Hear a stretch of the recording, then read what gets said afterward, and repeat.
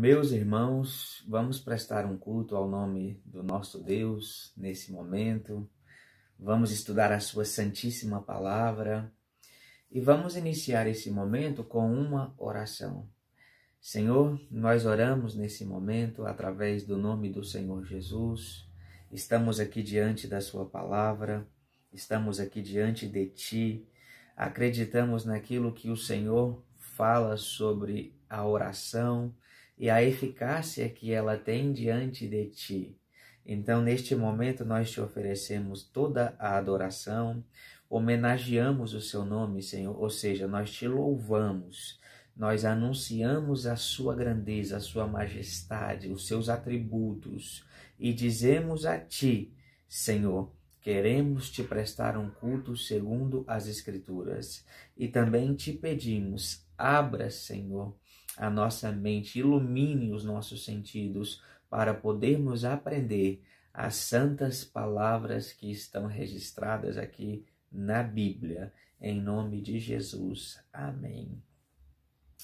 Meus irmãos, como nós temos feito, nós iremos estudar a Bíblia.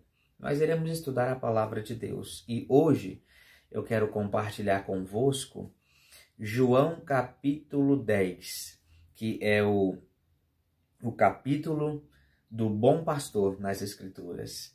E nós sabemos que o bom pastor é o Senhor Jesus. Ele é o bom pastor da igreja. E como diz também por toda a Bíblia no Novo Testamento, ele é o nosso sumo sacerdote, ele é o nosso mediador, ele é o nosso salvador, ele é o nosso amigo. Mas hoje nós iremos focar aqui em João capítulo 10, especificamente do versículo 1 ao 18. Eu não irei ler todos os textos agora em seguida, porque senão a gente vai perder muito tempo aqui fazendo a leitura. Então nós vamos ler à medida que a exposição for sendo feita. João capítulo 10, do versículo 1 ao 18, é como se fosse o Salmo 23 para o cristão. Então, o Salmo 23 é o texto mais conhecido da Bíblia, especificamente o versículo 1, né? O Senhor é o meu pastor e nada me faltará. Ou, como diz na versão da Bíblia hebraica, Adonai é o meu pastor, não tenho falta de nada, ou não preciso de nada. Esse texto ele parece ser mais coerente com toda a Escritura, ou seja, se temos a presença de Deus, às vezes não vamos ter as bênçãos dele, mas ele sempre estará conosco. Então nós temos o provedor e às vezes não temos a sua provisão, e isso está de acordo com toda a Escritura. Vemos isso na vida de Paulo, vemos isso na vida de tantos cristãos que passaram dificuldade. E o Senhor Jesus, ele disse, eu estarei convosco todos os dias até a consumação desta era. Então, Jesus espiritualmente está conosco, fisicamente ele está no céu. Então, nós temos o Senhor Jesus nas nossas vidas porque ele é Deus. Então, o Salmo 23 para o cristão é João capítulo 10, que é o capítulo do bom pastor nas Escrituras, especificamente no Novo Testamento. E o Senhor, que é o nosso pastor, é o Senhor Jesus. No Salmo 23, versículo 1, e no contexto ali, e em todo o Antigo Testamento, o pastor de Davi e do povo de Israel é o Senhor Deus, a primeira pessoa da Trindade. No Novo Testamento, o pastor da igreja, dos cristãos, daqueles que servem a Deus, é o Senhor Jesus, como nós iremos ver agora em João capítulo 10. Então, nós iremos observar algumas coisas que Jesus nos ensinou e vamos pedir que o Espírito Santo aplique essas palavras no nosso coração para que a gente viva isso no nosso dia a dia e para que a gente creia nessas verdades como verdades absolutas. Então vamos lá? Em primeiro lugar, Vamos ler do versículo 1 ao 3. João capítulo 10, do versículo 1 ao 3. O Evangelho joanino. Em verdade vos asseguro, aquele que não entra no aprisco das ovelhas pela porta, mas sobe o muro à procura de outra passagem, esse é ladrão e assaltante. Aquele que entra pela porta é o pastor das ovelhas. Para esse, o porteiro abre a porta do aprisco e as ovelhas ouvem a sua voz. Ele chama cada uma das suas ovelhas pelo nome e as guia para fora. Então, aqui são palavras de Jesus para os seus discípulos. E o que nós observamos aqui, em primeiro lugar, o primeiro ponto que eu quero destacar é que existem pastores verdadeiros e existem os pastores que são falsos. E aqui o Senhor Jesus está dizendo, em verdade vos asseguro, aquele que não entra no aprisco das ovelhas pela porta, mas sobe o muro à procura de outra passagem, esse é ladrão e assaltante. Aquele que entra pela porta é o pastor das ovelhas. Para esse, o porteiro abre a porta do aprisco e as ovelhas ouvem a sua voz. Ele chama cada uma das suas ovelhas pelo nome e as guia para fora. Então, nós vamos observar que aqui nesse contexto, as autoridades religiosas de Israel eram os falsos pastores. Eram aqueles que guiavam o povo por outro caminho, que não era o caminho que levava para Deus, o caminho correto, o caminho íntegro, o caminho reto, o caminho que vai até o céu. Então, as autoridades religiosas de Israel aqui eram os falsos pastores, os falsos guias, os falsos líderes religiosos. E o verdadeiro pastor é o Senhor Jesus. Os fariseus, naquela época, eles eram considerados líderes religiosos falsos, ou seja, falsos pastores. E hoje nós vemos na igreja cristã vários falsos pastores, pessoas que ensinam inverdades que não estão na Bíblia, como se fossem verdades, e ensina o povo a praticar aquilo que desagrada e é pecaminoso, desagrada o coração de Deus e é pecaminoso, transgride a sua palavra. Jesus está nos ensinando aqui, esses são falsos pastores. Eu sou o pastor verdadeiro. Os outros, eles são ladrões. E se a gente quiser observar bem, a diferença entre um pastor falso e um verdadeiro é da seguinte maneira. O pastor verdadeiro, ele se preocupa com o bem das suas ovelhas. Como que elas estão diante de Deus, se elas estão bem alimentadas, se elas estão saudáveis, se elas estão no caminho certo, se elas estão praticando os princípios da palavra. O verdadeiro pastor, ele se preocupa com isso, com o bem das suas ovelhas. O falso pastor, ele se preocupa com isso aqui, ó, os bens das ovelhas. Eles querem arrancar o máximo que puder das ovelhas. Eles querem comer a lã das ovelhas. Eles querem pegar a comida das ovelhas. Eles querem pegar tudo que for possível das ovelhas. Esses são os falsos pastores. Eles são chamados por Jesus de ladrões. Eles roubam, eles destroem, eles matam.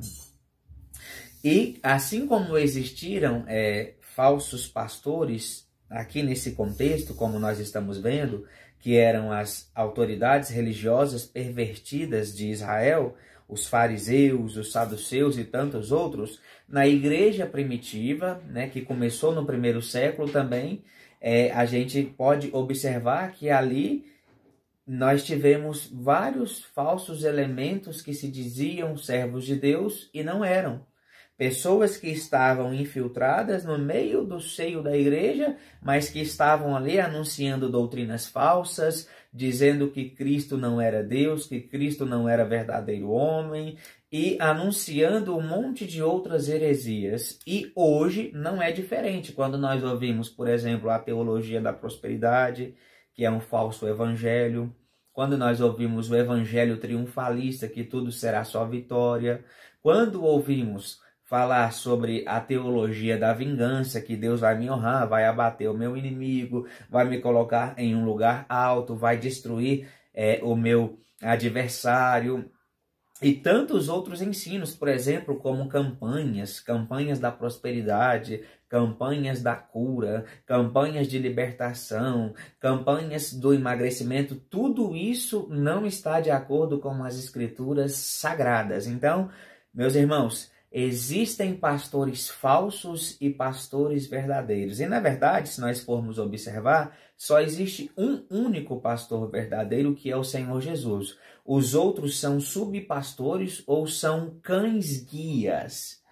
O pastor, quando está conduzindo o seu rebanho, existem os cães que ajudam a conduzir o rebanho para o curral, para o aprisco. E os pastores, como nós conhecemos hoje, que são servos de Deus, que ensinam a Bíblia, que mostram quem é Deus, que mostram quem é o Senhor Jesus, eles são cães-guias, né, do Senhor Jesus. Eles ajudam as ovelhas a caminharem para o céu, ajudam as ovelhas a viverem de acordo com as Escrituras sagradas. Então, esse é o primeiro ponto. O segundo ponto é que, assim como existem pastores verdadeiros e os falsos, há um rebanho verdadeiro, como também há um rebanho falso.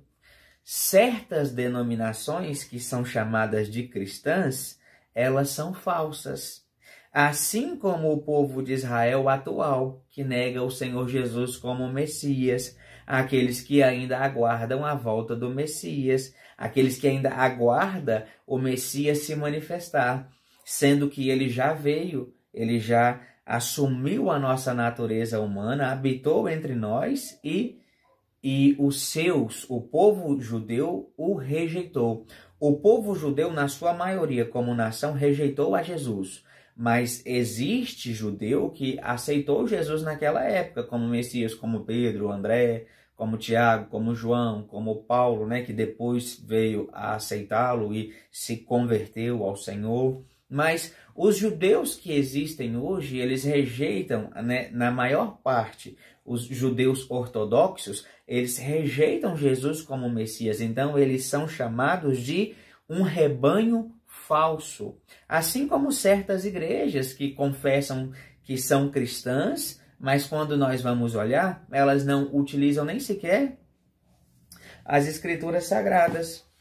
Elas pregam aquilo que acham que é verdadeiro, mas não utilizam os princípios da Bíblia, não ensinam as doutrinas da Bíblia, não sabem o que é nem santificação de acordo com a Bíblia, o que é os atributos de Deus, quem é o Espírito Santo, não sabe absolutamente nada.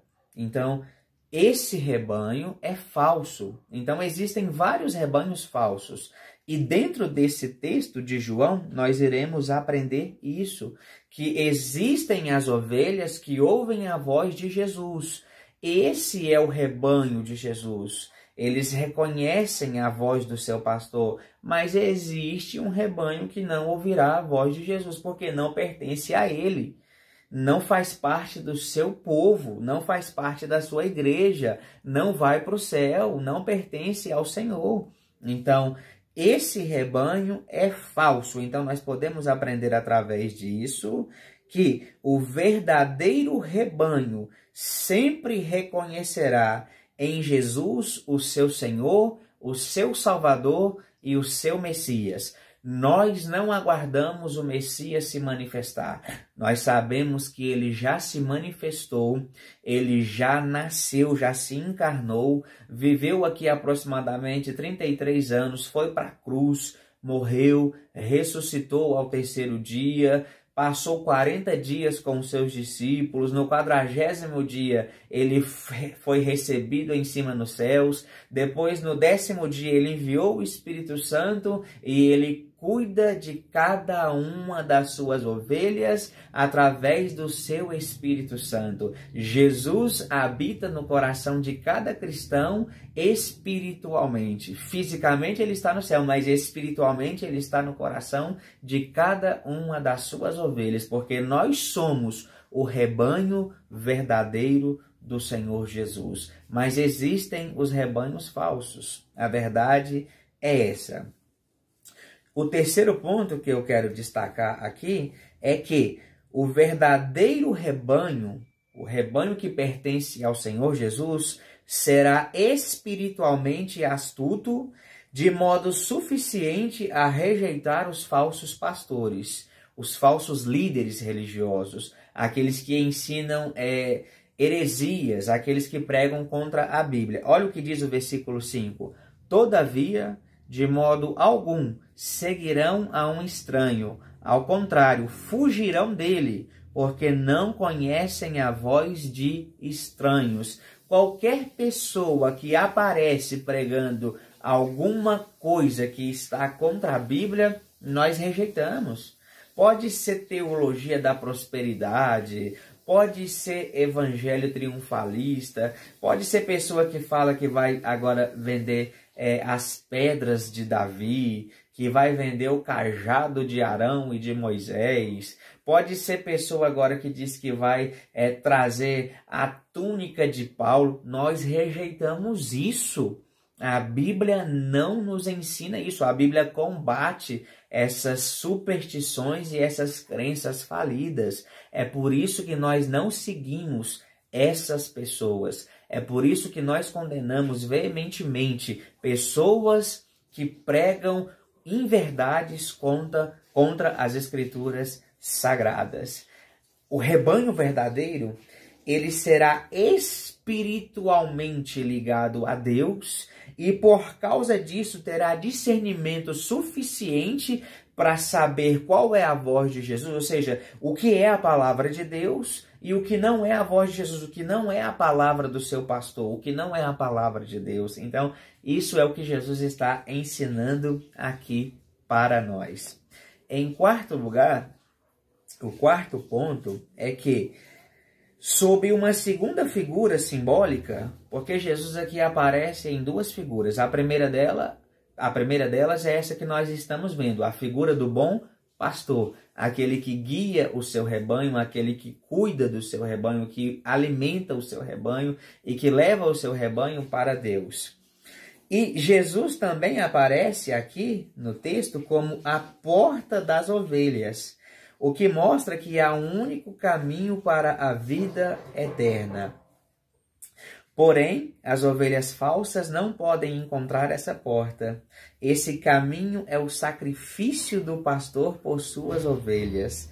Isso é uma referência profética e histórica à crucificação de Jesus. Então, Jesus aqui ele aparece sob a figura do pastor e a segunda, sob a figura da porta. Jesus é a única porta através da qual nós entramos no céu.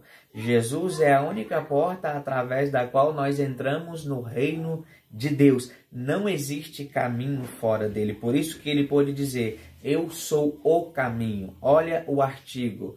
Por isso eu sou a vida. Por isso eu sou o caminho, eu sou a verdade e a vida. Ninguém vem ao Pai senão por mim. Olha os artigos. Jesus não é um caminho, uma verdade, uma vida. Ele é o único caminho, a única verdade e a única vida. Nós jamais poderemos ir para o céu, jamais poderemos estar com Deus se não for através de Jesus, que é o nosso bom pastor e é a porta da nossa salvação. É o caminho pelo qual nós entramos para irmos para o céu. Então, esse é um outro ensinamento que nós podemos pegar aqui no texto do Evangelho de João, capítulo 10. Sobre a questão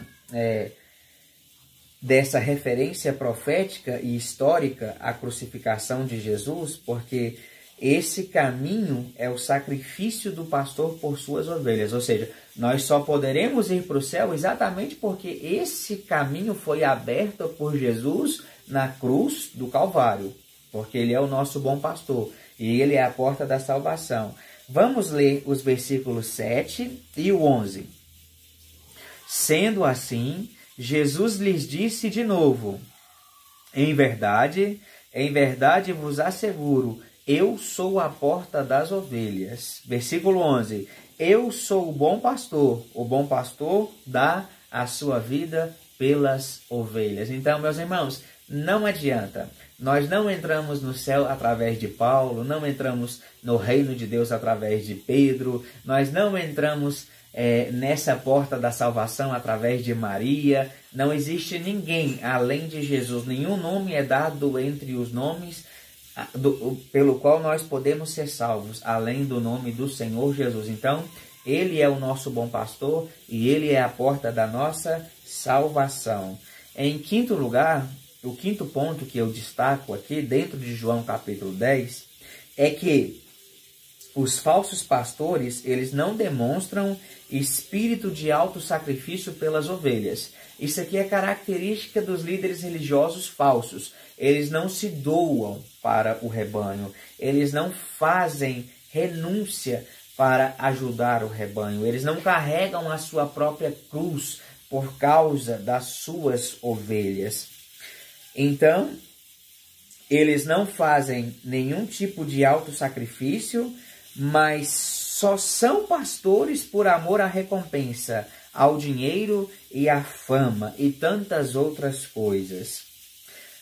Quando nós olhamos para as autoridades que existiam na época de Jesus, as autoridades falsas de Israel, e na igreja primitiva e na igreja moderna que nós vivemos hoje, nós vamos observar que a maioria dos pastores que estão na mídia, eles só estão por isso: dinheiro, fama e sucesso. A maioria dessas pessoas que abrem igreja, a maioria dessas pessoas que dizem que são formadas nisso, são formadas naquilo, só estão fazendo isso por dinheiro, fama e sucesso, e não pelas ovelhas de Jesus. Então, o interesse aqui não é cuidar do rebanho, é se autopromover, é se autocandidatar, é buscar o seu próprio sucesso, a sua própria riqueza, a sua própria fama. Eu quero que o meu nome seja reconhecido entre as nações. Eu não quero que o rebanho de Cristo seja cuidado, seja guardado, e não quero que o nome de Jesus seja anunciado na terra. Eu quero me autopromover, porque, afinal de contas, eu que sou o bom, eu que estudei nessa faculdade, eu que fiz um bacharelado, eu que fiz um mestrado, um doutorado, e eu sou orgulhoso e sou arrogante, e por isso que eu faço tudo isso. Por isso que eu estou na televisão, por isso que eu estou no rádio,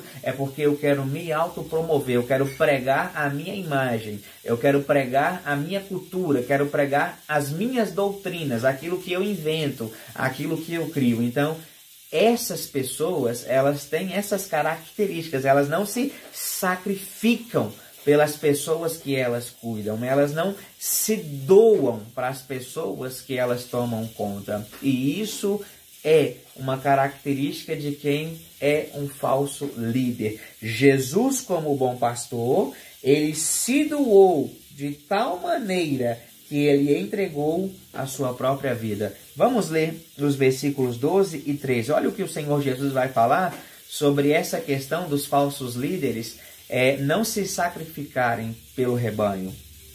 O mercenário, que não é o pastor a quem as ovelhas pertencem, vê a aproximação do lobo, abandona as ovelhas e foge. Então o lobo as apanha e dispersa o rebanho. O mercenário foge porque é um mercenário e não tem zelo pelas suas ovelhas. O pastor verdadeiro, ele protege o seu rebanho dos animais ferozes. Ele protege o seu rebanho dos perigos que existem no dia a dia.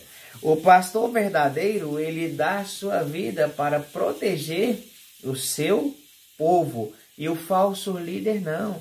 Ele trabalha dentro dessa perspectiva. Eu cuido de um rebanho, mas a partir do momento que eu encontrar um perigo, eu abro mão. A partir do momento que a minha vida estiver em jogo, eu abro mão. A partir do momento que eu estiver sofrendo algum tipo de perseguição por isso, eu abro mão. Então, o falso líder é isso. Ele é um mercenário, um ladrão, um mentiroso. Ele só está trabalhando para esse rebanho, para sugar toda a vida que as ovelhas têm. Então, este é o quinto ponto, meus irmãos, dentro do texto de João capítulo 10.